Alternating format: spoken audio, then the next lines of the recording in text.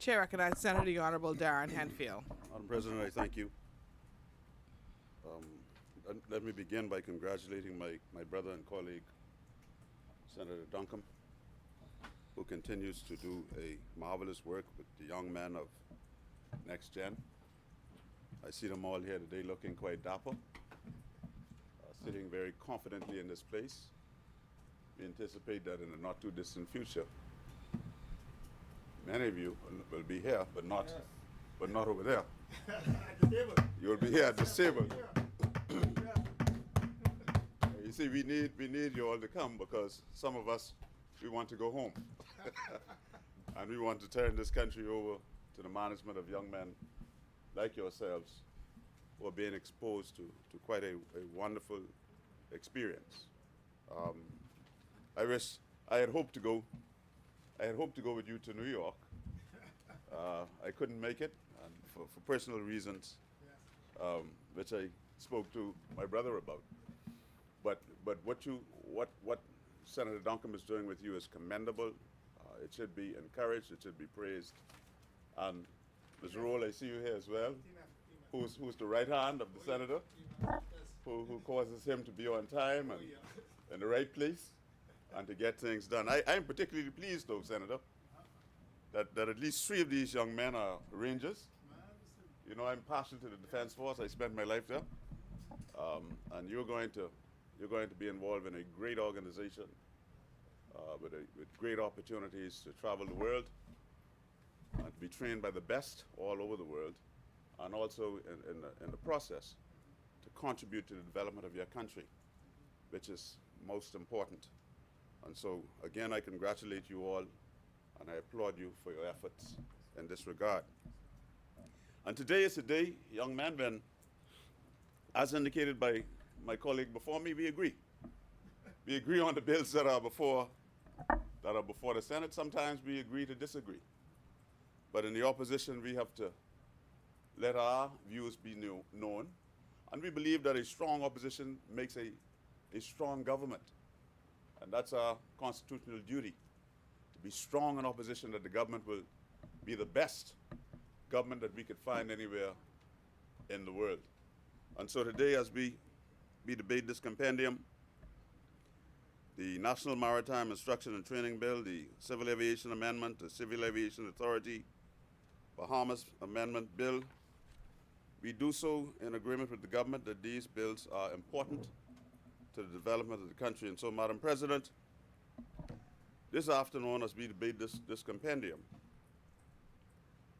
in the main, the amendments to the civil aviation regime, according to the government, are intended to expand the ability of the authority to hold operators in the industry more accountable, whilst improving safety.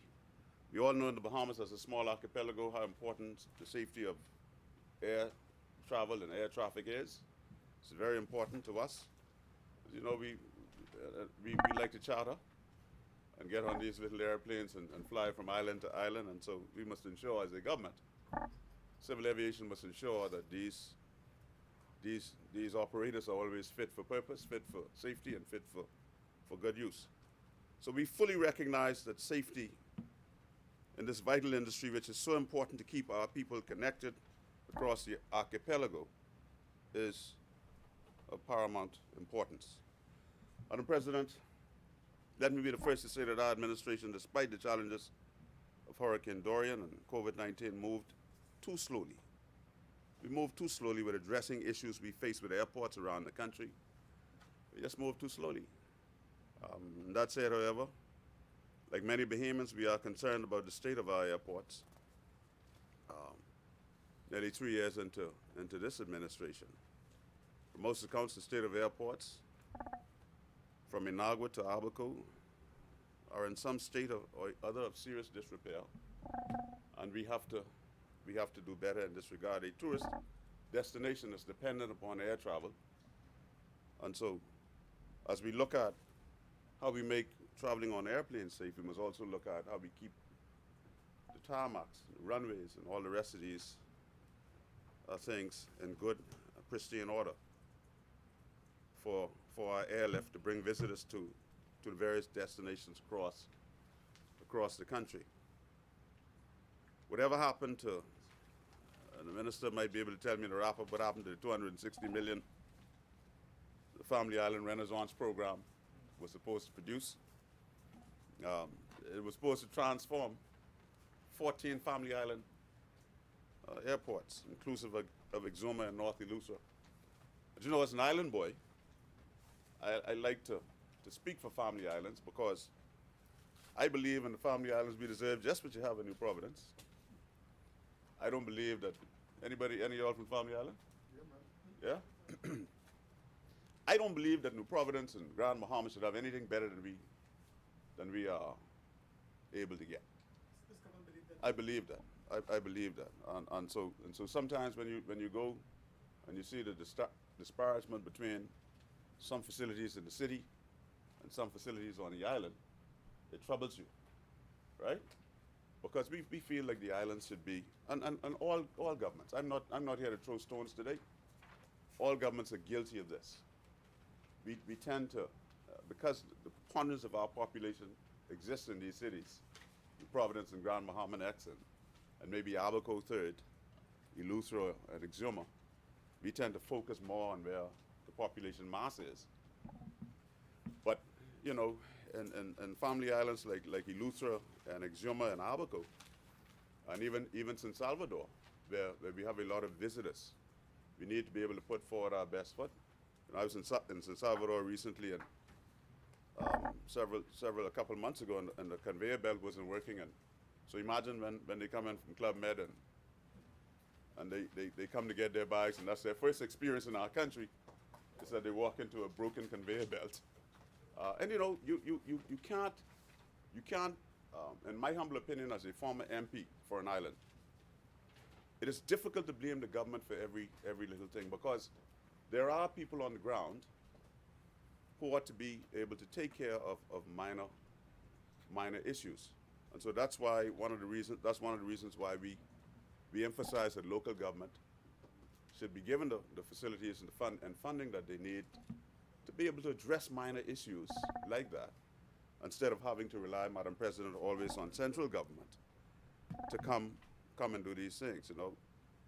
For instance, the international airport in Treasure Key, where I'm from, North Abaco, it's in the same condition that I left it in almost 3 years ago. Same condition that I left it in, right?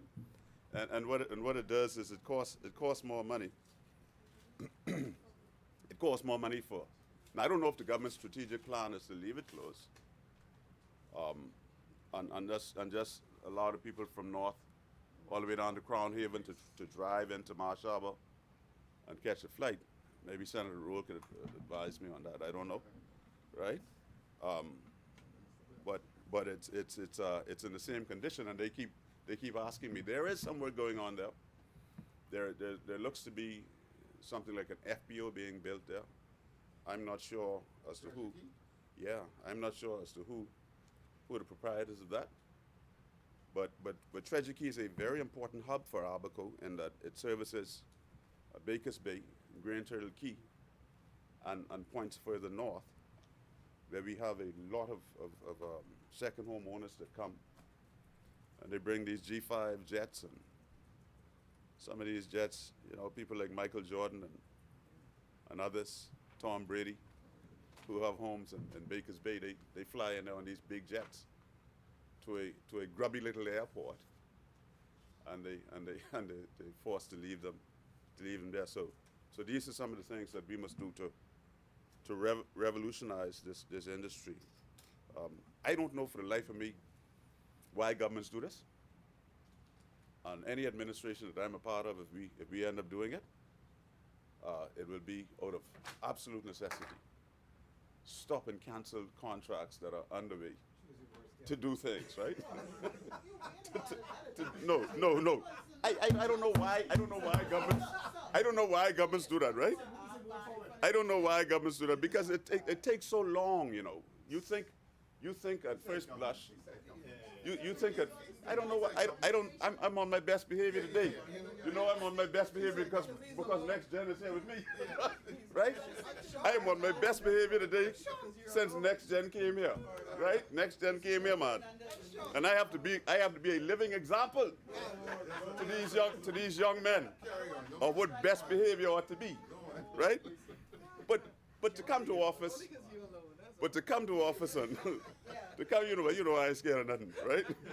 I grew up in the defense force.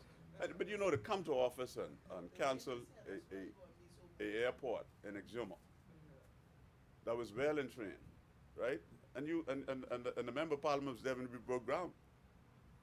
In your constituency, you stopped the work. Why? And the thing now ain't started up yet in earnest. Randy, I don't know if you could talk to him, but that got to get started. Because Exuma is a booming economy. Exuma is a booming economy. Exuma also has a lot now of second home interest that is coming because people have discovered the pristine beauty of some of these islands, right? That's only since COVID and Dorian, sorry. Yeah, but we made more money. We made more money. No, I got to defend Abaco. You didn't read that we made 20 million despite us yet recovering after Grand Bahama. It was us. And then New Providence. And so that's why we believe too in the islands that more of the monies that we make in the islands should stay in the islands to help us maintain what we need in the islands to keep it going. Yeah. No, when we come to government, we can change that. We can leave more money in the islands. We can leave more money. We can leave more money in the islands. We promise local governments that we will give them more autonomy and more power to work. And so the airport in Exuma is also in urgent need of upgrade, such as Elusra. Well, we know historically what's going on in Grand Bahama. Hopefully we can get that started, and that will go in tandem, hand in hand with the sale of Lukaya. With those few words on airports, Madam President, we are in full support of the National Maritime Instruction and Training Bill before us, as we believe it has the potential to actually revolutionize the maritime industry in the Bahamas. We believe that personally. Personally. I wish to also thank Dr. Claire, Brenda Claire, and her team at LJM, Maritime Academy, for taking the time to consult with our caucus ahead of debate of this legislation in the other place just recently. The goal of this bill, as you've heard, among other things, is to establish a PPP with the Academy to make maritime training more affordable and available to young people. I'm surprised to hear that the young man who's going, he's going somewhere else. He got a scholarship to go somewhere else. Well, when we finish this bill now, some more of these young men should be able to have some scholarships to go to LJM through this PPP, because the government will assist with that, and cause them to be educated too in the maritime arena. Bahamianize the industry, and we need to be a firmer part of this industry. In my humble view, we really need to be a firmer part of this industry, right? And so, Madam President, I am of the view that the goals of this legislation are attainable and can be used to benefit the country tremendously in this industry, in which we already play a leading role. According to the government's information, Commonwealth of the Bahamas has one of the world's fastest growing ship registries, and we currently hold the world's third largest position of registered ships. And we've been working on this. Successive governments for many years, successive administrations have worked hard to maintain our standing in the International Maritime Organization, the IMO, where we were first elected, mark this, in 2019. In 2019, we were first elected, right, to the IMO, and re-elected in 2021. So that shows you, and that's December 2021, I believe it was. So it shows you that successive governments, like we view the financial industry, we also view the maritime industry as something that we must be lockstep on. When we people like Captain Hutchinson, and at the time when we were elected in 2019, High Commissioner Greenslade was there in London, But people like Captain Hutchinson, people like my former teacher, Bernice Pinder, who was also a part of this. Yeah, he's still in London. He was also a part of this. And then the team, Mr. Galanos, and them who I believe should be an honorary ambassador, and he's in New York, because he was. Yeah, he really knows what he's doing in this arena, and he has the contacts. I consider him a Bahamian. I consider him a Bahamian. He's been around this industry for us just that long, right? I think his origin is Greek, but you know, in the Greek world, in the early days, the Greek were really the paragons in this area. And so successive administrations have worked hard to maintain our standing. That's his people? Yeah, he's Greek, right? Alcides, yeah. International Maritime, the IMO, where we were first elected. And so this is no small feat for a small island developing state, for us to have a seat at the table. And so those who wear our flag, if they come to us and say, listen, these are the issues that I'm having with the IMO, or I'm having with the industry, their views can be directly represented at the table. How many consecutive years is it? At the table. 4, I think it's 4 consecutive. We were elected in 2019 and then re-elected in 2021. Re-elected again? Yeah, 2021, right? And just recently. And just recently, so that's 3. That's 3 terms of 2 years successively. And so that's a wonderful feat. And so, Madam President, LJM Academy is well positioned to achieve its objective of becoming a world leader in the training of young people to meet the needs of the maritime industry in the Bahamas and beyond.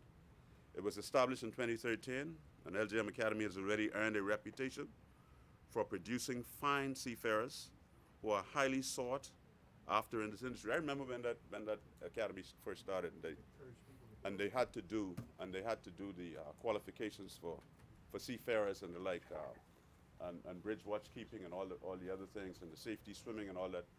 And they didn't have the facilities, so they used to come to the base to do it. And so we taught them firefighting, we taught them life saving, how to save lives at sea, and all of the other things that they needed to learn to be qualified for their seafarers certificates. And so the Defense Force has been around a long time, playing a strong role in the development of this academy.